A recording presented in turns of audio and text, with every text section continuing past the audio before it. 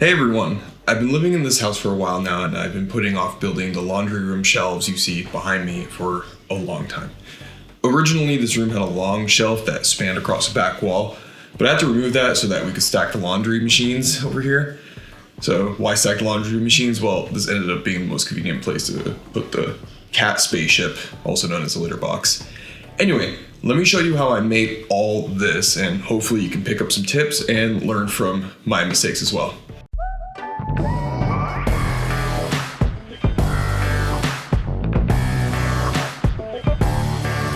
First, let's get the bracket that was originally in the laundry room reinstalled. There used to be a top shelf that spanned across the back of the room, but we decided to stack the laundry machines to make space for the litter box, so the shelf had to go. Before we get to cutting, or even getting supplies, we have to get some measurements. The shelf has to be longer than the bracket I just reinstalled, so we'll take the length of it as a minimum, and we'll get the max width, while still leaving some wiggle room for the laundry machines, and I'm being literal, it needs some wiggle room. Since I want the bottom shelf to be pretty strong, I'll look for a stud to secure the bracket on the side. You can see I'm using the existing piece of wood there to level my tape measure so I get an accurate measurement. I'll spare you the trip to the store. I went ahead and got a nice piece of solid wood for the top shelf. I'm a little more concerned about the top shelf looking good on both the top and the bottom sides. Since I'm cutting this with a circular saw instead of a table saw, and I'll keep wishing for one in my dreams, but until then, drawing a clean line to follow along with my blade will have to suffice. Let's do a quick sanity check to make sure that the board I just cut fits. And of course, I found a problem.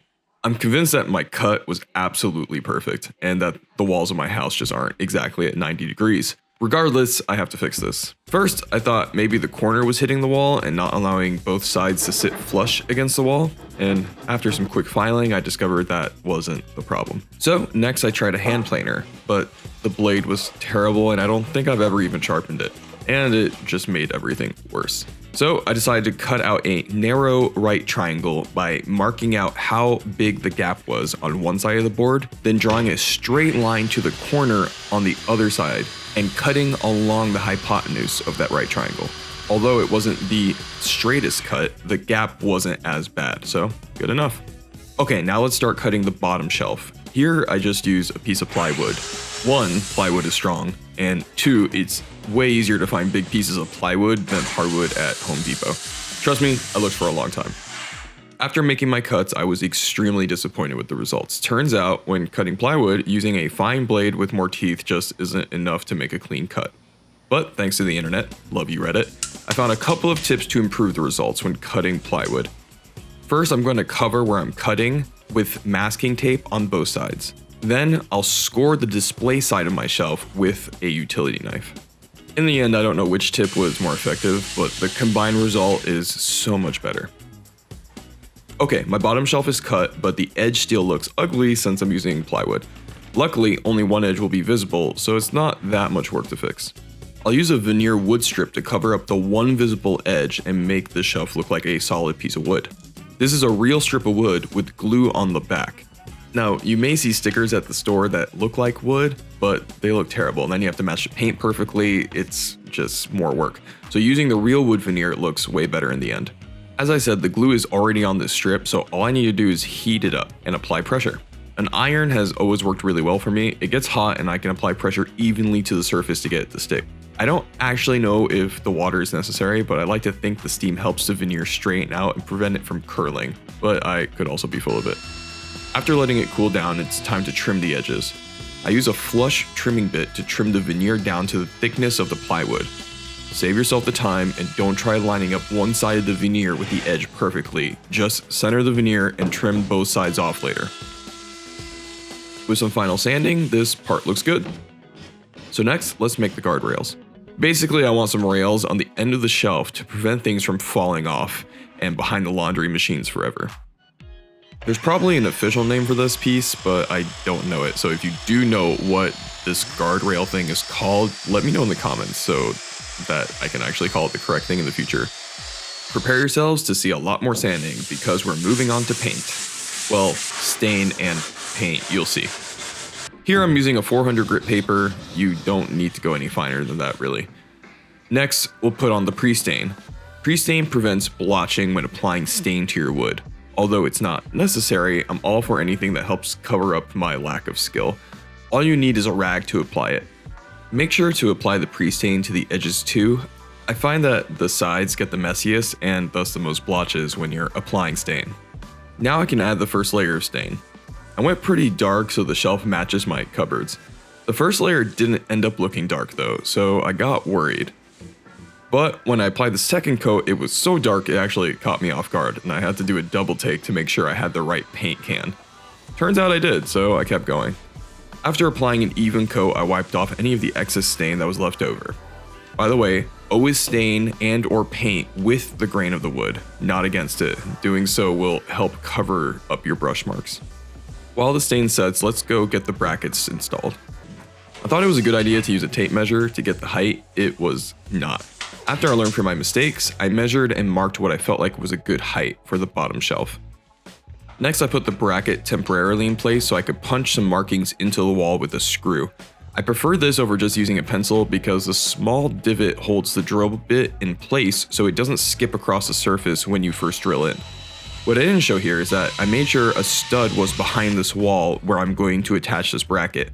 Always make sure you're screwing a bracket into a stud unless you want your shelf to skip leg day. Now I'll repeat the same process on the side bracket. Let's find that stud again from earlier. Mark the desired height.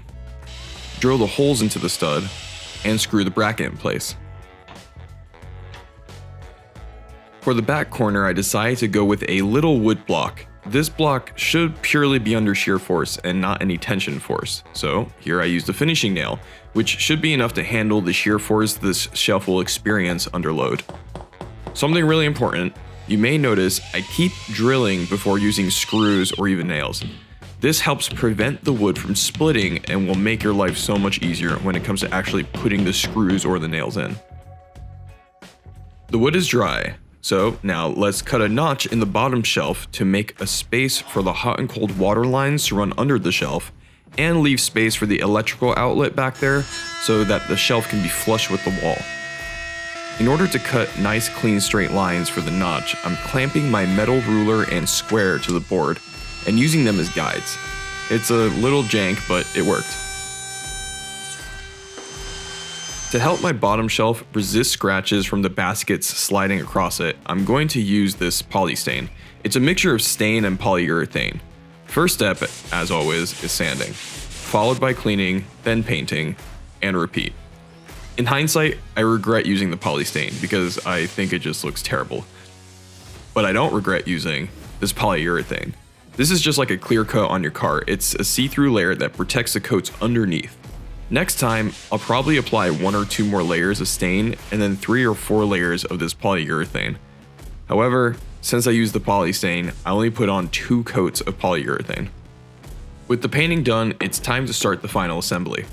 Starting with the top shelf, let's get the guardrail installed.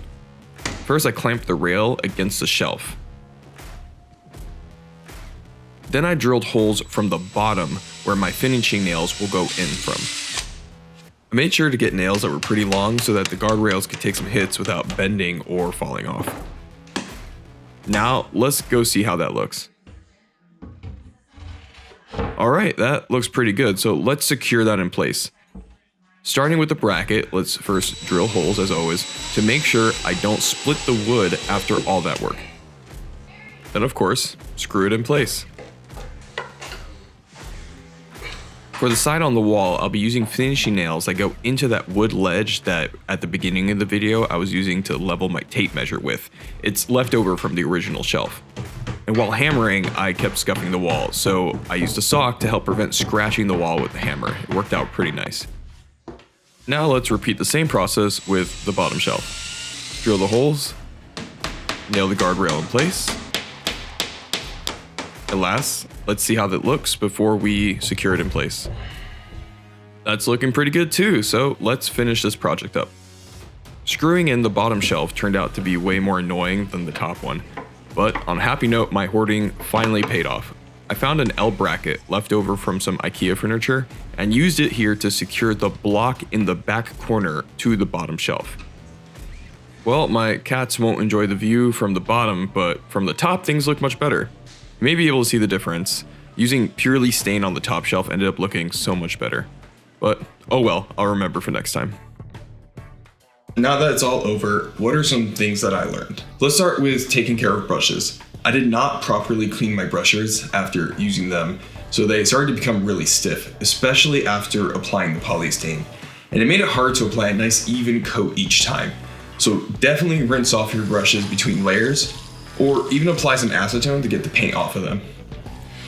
I was able to save the brushes by boiling vinegar and water in a pot and dumping the brushes in there, and then using a brush comb, which looks a lot like a torture weapon, but it helped me get the extra paint off of the brushes. I already complained about the polystane, so I won't drag that out any longer. Also, be careful when drilling your brackets into the studs behind the drywall. Before I screwed the bottom shelf in place, I decided to leave it out overnight just to make sure everything was secure.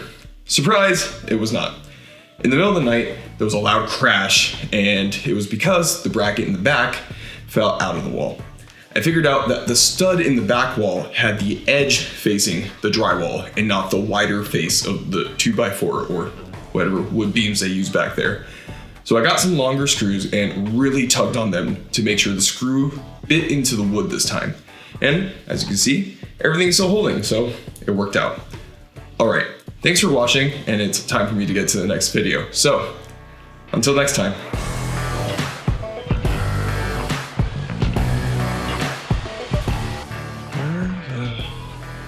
Why do I keep losing things?